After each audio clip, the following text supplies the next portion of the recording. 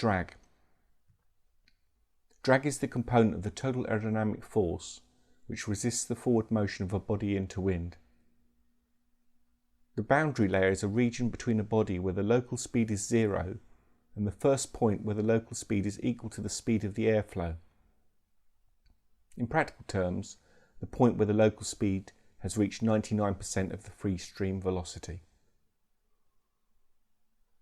A boundary layer is a thin layer of viscous fluid close to the solid surface of a wall in contact with a moving stream, in which the flow velocity varies from zero at the wall, where the flow sticks to the wall because of its viscosity, to a value which approximately corresponds to the free stream velocity. As an example, if an aeroplane flies at 400 km per hour, which is approximately 200 miles per hour, the boundary layer thickness at the wing trailing edge with a 1 meter chord is 1.5 centimeters. Laminar boundary layer. The first part of the boundary layer above a smooth surface. The laminar boundary layer is very unstable, and small disturbances, for example rivets, will trigger transition to a turbulent boundary layer. Turbulent boundary layer. The flow within the boundary layer is turbulent. It's thicker than the laminar boundary layer, therefore there's more drag, and is more resistant to flow separation.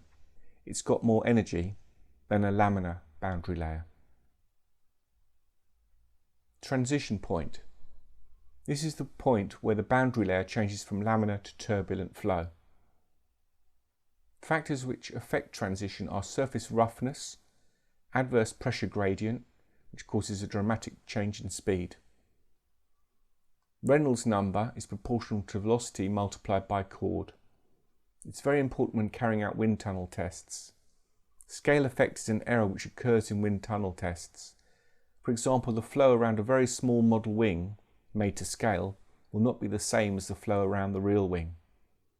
In order to reduce scale effect, the Reynolds number of the real flow and the flow in a wind tunnel must be as close as possible. Drag, separation. So important points related to separation are: the earlier the flow separation, the greater the turbulent wake, therefore greater drag. A thin profile will have a separation point close to the trailing edge and a small wake. The separation point moves forward with increasing angle of attack, and the transition point moves forward with increasing speed. The boundary layer becomes turbulent sooner and stays attached for longer, resulting in a smaller wake and reduced drag. Zero lift drag, parasite drag. Zero lift drag is made up of three components: skin friction drag, form drag, and interference drag. Skin friction drag is due to surface roughness. It may be reduced by using smooth surfaces. Form drag is due to shape. For example, lowering flaps or landing gear increases form drag. When the angle of attack increases, form drag increases. This may be reduced by using fairings. Interference drag. This is formed at the junction of two bodies, for example the wing and the fuselage. It may be reduced by using fairings. Zero lift drag.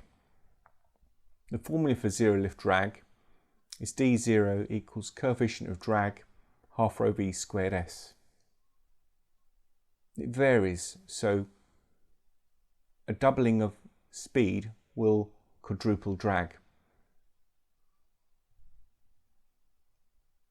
Induced drag, or lift-induced drag. This is caused by the production of lift. The greater the lift, the greater the lift-induced drag. Consider three-dimensional flow around a wing. Airflow on the lower surface tends to move towards the tips, and airflow on the upper surface tends to move towards the root. The overall effect is a downwash of air behind the trailing edge within the span of the wing.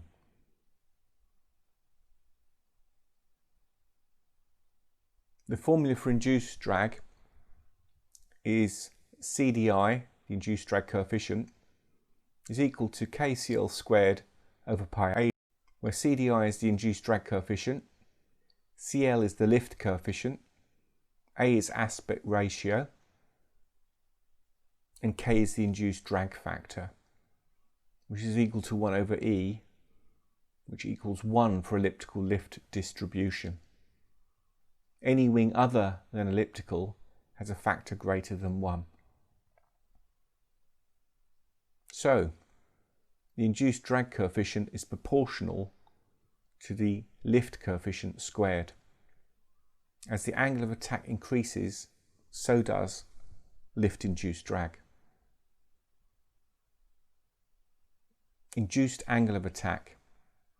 The induced angle of attack is the result of downwash due to tip vortices. Effective angle of attack. The presence of downwash causes a local flow around the wing which is different from the free stream. Effective angle of attack is the angle between the chord and the local airflow, sometimes referred to as the disturbed relative flow. The lift vector is perpendicular to the local flow and is therefore inclined backwards. Factors affecting induced drag. Span loading equals aircraft weight over wingspan. Low span loading implies low induced drag. Speed. Low airspeed means high induced drag due to a high angle of attack. Induced drag is inversely proportional to velocity squared. High altitude flight implies higher induced drag for the same true airspeed. Higher weight implies higher induced drag at a constant altitude. Aspect ratio equals span squared over area or span over mean chord. A wing with a low aspect ratio gives a higher induced drag than a wing with a high aspect ratio. Washout, be that geometric or aerodynamic. The angle of attack at the wingtip is lower than at the root. Reduced vortices and therefore lower lift-induced drag occurs. Planform. An elliptical planform results in the lowest induced drag. Wingtip modifications, for example winglets, decrease induced drag but increase zero lift drag. Total drag. Total drag equals zero lift drag plus lift-induced drag. The two drag curves, the one for lift-induced drag and zero lift drag, can be combined, and that is shown in this figure here.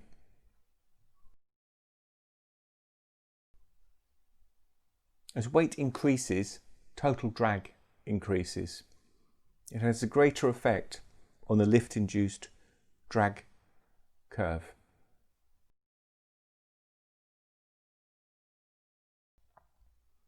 Lowering landing gear increases total drag. It has a greater effect on zero lift drag, shifting it up and to the left.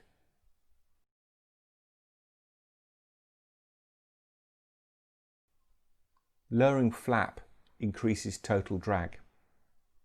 It has a greater effect for high flap settings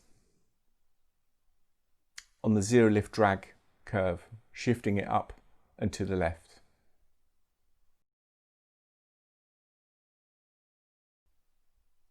At low airspeeds, a wing with high aspect ratio has less lift-induced drag.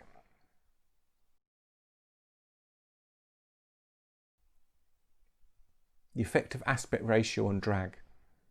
A high aspect ratio wing gives less drag. It has lower span loading.